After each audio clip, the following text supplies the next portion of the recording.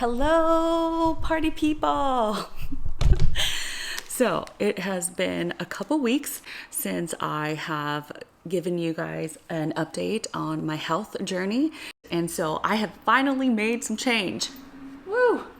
So today I want to talk to you guys all about the things that I personally did wrong during this journey, and hopefully you will learn something from it. It's a continuous lifestyle process, but I hope you guys join me for the ride. All right. So worst mistake that I have made. If you do not learn anything from this video, this one thing had changed basically my body and everything. And so that is not accurately weighing out my food or calculating the calories from my food. Originally, I thought that, it is fine because I'm eating a basically plant-based diet. There's no way I can overeat. But apparently I was wrong, and I was overeating a lot. So you guys know that for my lunches, I used to just fill this whole bowl up with food. This here is 4 cups of food. Did I need to eat that much food? No, but did I? Yes. And then this here is 2 cups. So I just switched from here to here. During the first, I want to say 2 to 3 weeks, I actually was measuring everything out to know how much I was putting into my body, because I honestly didn't know. On days I would be eating 2,500 calories and seriously not even flinch. For those of you who say it doesn't really matter and that you can just look at your food and guesstimate how many calories it is or how many servings it is, I would highly recommend being more precise if you're at a plateau. And that's where I was. I started calculating, I started tracking, I went to a plateau, and so I had to be a little bit more specific. So I actually got a scale to measure everything out, and I want to show you how little nuances can actually put you into maintenance calories without you actually even knowing it. I would say we're not lying, we are just calculating things wrong. So give me a second. Okay, I'm back. So this here is peanut butter. Everybody thinks peanut butter is super healthy, blah, blah, blah. This here is 2 tablespoons or 33 grams is equal to 190 calories. All right, so what I'm gonna do is I'm gonna put this here. I'm gonna tear this, and then we're gonna put 33 grams. So this here is 33 grams or 1 serving of peanut butter. And then this here is 43 grams of peanut butter. So tell me,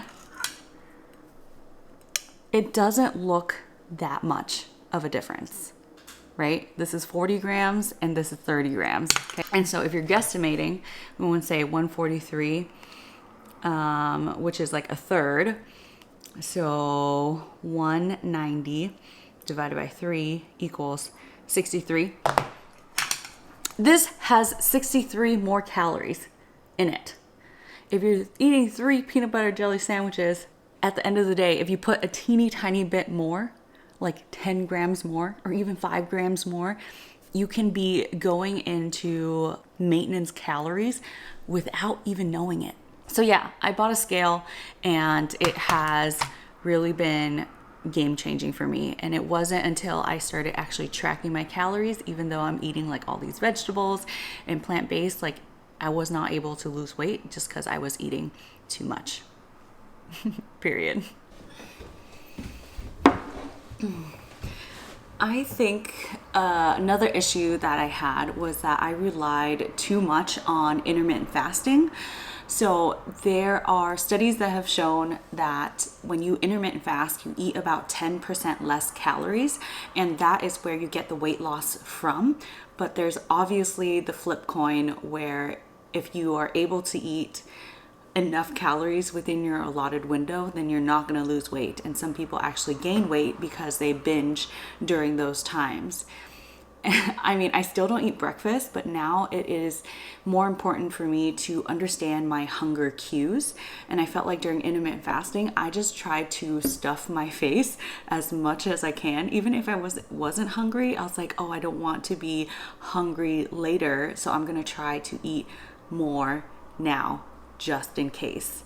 Also, the studies have shown that there's no one diet that is better than the other for weight loss specifically. Like they compared a vegan diet versus Mediterranean versus intermittent fasting versus keto diet, and they found that all these diets are the same when it comes to weight loss, because it all comes down to a calorie or energy deficit. They did find like health benefits to a certain diet, such as vegetarian. They found better cardiovascular benefits. Other than that, if you want weight loss, none of them is better than the other. So I would say pick something that is sustainable, something that you feel that you can do for the rest of your life. So me specifically is like eating the stuff that I still love, but in portion control, if that makes any sense. Like I don't try to demonize any food groups. I still have my chocolate, I still have rice, potatoes, and I eat everything. It's just, I try to eat more in moderation, listen to my body. I have this curry that I made last night that I'm just gonna eat now. And it's like 11:30, I think. So I'm just gonna eat it before work.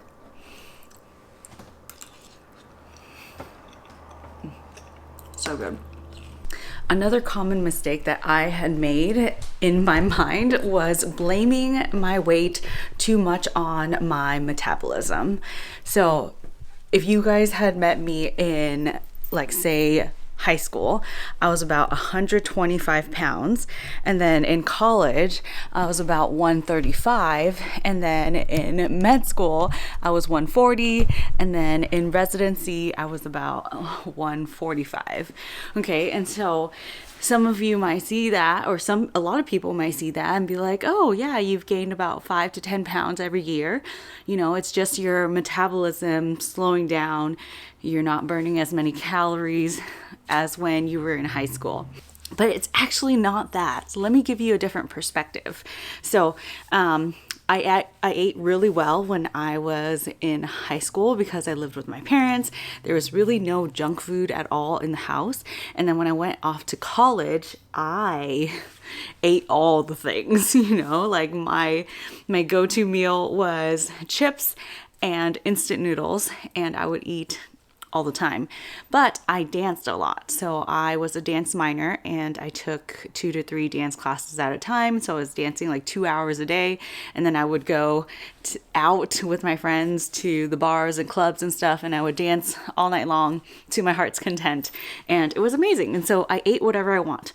And then I got into med school, and so by this time I was about 140 now because I continued to eat what I want, but I didn't dance anymore. I did a lot of sitting and studying. And yes, I went to the gym a couple times a week, but nothing very consistent.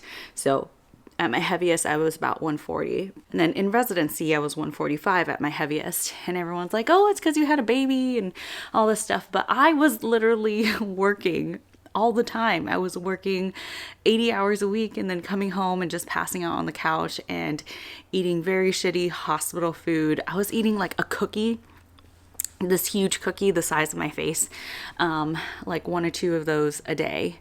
And those are like 500 calories each on top of like all my meals and stuff like that. And so yes, a lot of the times I feel like we blame our metabolism, but ultimately at the end of the day, it's more of how much movement we get in our lives. So if you think of it that way, I was just like too hard on myself and being too mad at myself and questioning why I wasn't losing weight when I felt that I was exercising every single day since January. Not every single day, but like 3 to 4 days a week. But in comparison, it is not that much. It's not that much. And so now I just try to tell myself to live a more active lifestyle, try to get more movement throughout my day. Summer is vaccination vaccinated now, and so I take her out on walks. I try to take her out on a walk in the mornings and in the evenings, and it's good for her and it's good for me. And so my goal now is 10,000 steps a day.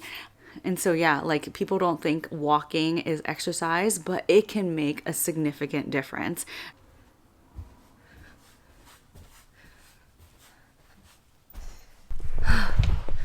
So let's see if we can see the light. Oh my God, so dirty.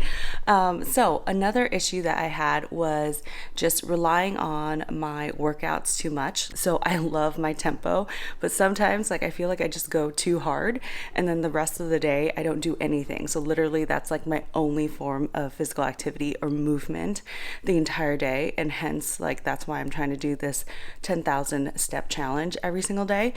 But and then there's also active calories versus total calories. And so on your Apple Watch, if you have one, it measures your resting heart rate. So while you are resting and breathing and just existing, you are burning calories, because your heart needs to beat. You need to fill up your lungs. You're using your diaphragm, you're using your brain. All those things takes ATP or energy, which utilizes glucose or ketones or whatever to provide you that energy. So while you are sitting here, you are still burning calories. Or when you walk and you move around and you do your daily activities, you are also burning calories. And so your Apple Watch will calculate how many calories you actually burn extra while doing the workout. And so I would actually take the total calories instead of just the active calories, and then I would overeat because you get hungry after working out. But yeah, so right now I'm just focusing on like building muscle.